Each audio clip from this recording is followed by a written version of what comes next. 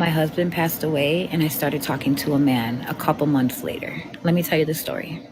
So this was an old friend that I knew since I was 15. I wanted that male attention. Okay. I missed that male attention. So I invited him over. He came here with not a dime to his name. I'm grieving. I'm a mess. I'm drinking every day. I'm trying to numb the pain, right? Because I just lost my husband that I was with for almost 10 years. Right. I'm paying for everything. I'm a fool, right? We're getting liquor every night. We're ordering DoorDash every night.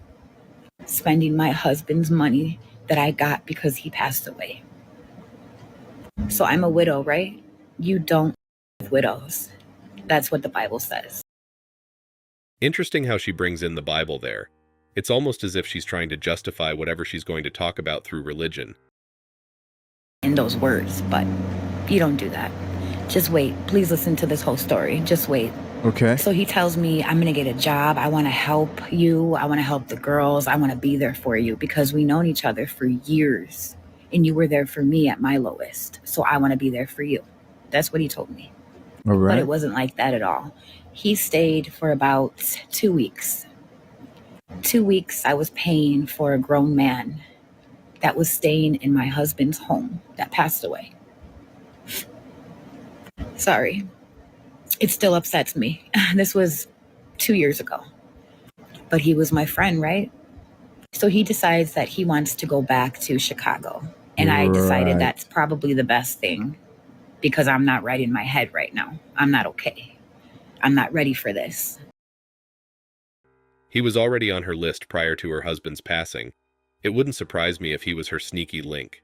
I've seen dudes kick the bucket at random, and their girlfriend or wife have someone else driving their car by month's end. He leaves. Of course, I had to pay for him to leave because he's a broke, right? But when he left, I felt so much better.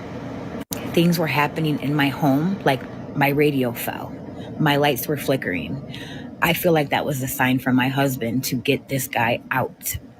He stole some things from my husband that I realized after he left. Something I noticed with ladies that are unaccountable, they always consider the result to be the start.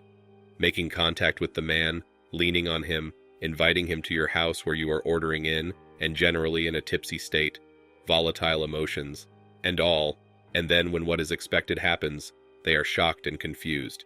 It's a strategy to avoid accounting for your actions. He stole a cologne that my husband would only wear on special occasions. The Johnny Depp cologne. I spent like $109 on it, and my husband said, I'm only going to wear this on special occasions. I'm not even going to say how much money I spent. It's ridiculous. Never deal with a female who uses her cycle, being a woman, a period of grief or tension in the relationship as an excuse for bad behavior. You literally should tell the woman you're dating that none of that matters, and you expect 100% loyalty, and she better respect you always understanding who it is she is talking to and is with. But I told him, I said, karma will get you. Sorry, my daughter called me. But I said, karma will get you because you don't mess with widows. I was at my lowest point in my life and you stole from my dead husband and myself. So tell me why a week later he calls me. He says, I was by 63rd and Francisco in Chicago. That's my husband's neighborhood. That's where I met my husband. That's where he's from. Classic modern woman cope. She knows she is wrong and is full of guilt, so she has to blame this guy to make her feel better about her stupid decisions. The length they will go to stay in denial. I said, what happened? Because I wanted more information, right? He says that 8 dudes jumped him and they were beating him. He got broken ribs. He had a big busted lip, 2 black eyes. His head was swollen.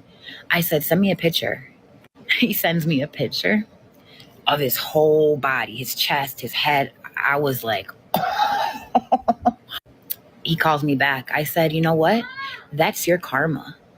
I said, my husband, who is dead, did this to you. because you messed with me. You came into my home and you took advantage of me and you stole from him. He goes, F you, you B, da da da da. I said, no. And I hung up. And I've never spoken to him since. He wrote me and said, don't worry, I'll pay all the money back that you spent on me. I'll send you back your cologne that I took from your husband. And nothing at all. If your husband passed away or your wife, never jump into something.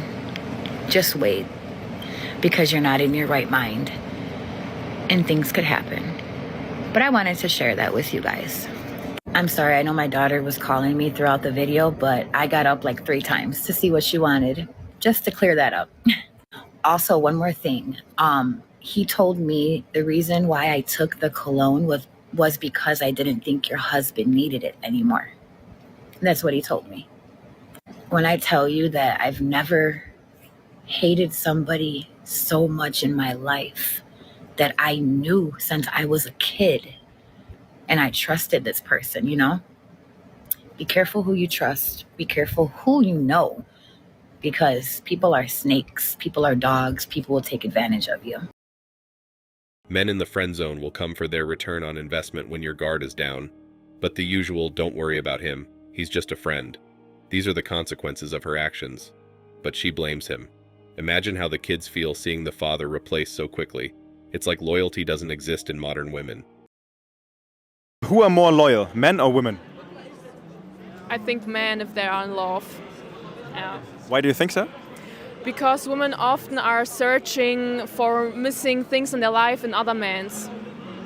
And if men are in love, they're giving everything to women.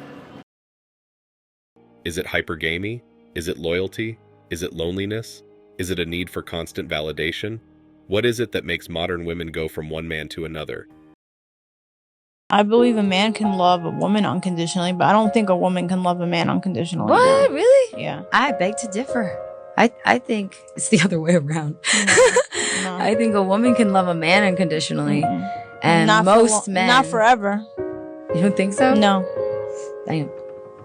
No. I think when a man loves a woman for real, like, he'll love her forever. What they say is true. A man will sacrifice his life for his family. A woman will sacrifice her family for her emotions and happiness. The reason why men seek loyalty in a woman more than anything else is because we live in an age where a woman will initiate divorce with a good man that has sacrificed for her and for his family. She will even admit that he's a good guy, but she's just unhappy. She's bored. She's hit a midlife crisis. Her hormones are out of whack. But what's messed up is that she just wants to be rid of the guy that she views as in her way of the excitement and change that she wants. But the difference is that a loyal woman will continue to value the qualities of a good man through her own unhappiness, her boredom, her midlife crisis, and her hormonal changes. She will not make a permanent decision based on what she knows is temporary feelings. And that is exactly what a good man needs. Never enter a contract where not only one party can break it freely with no consequence, they are heavily rewarded for doing so.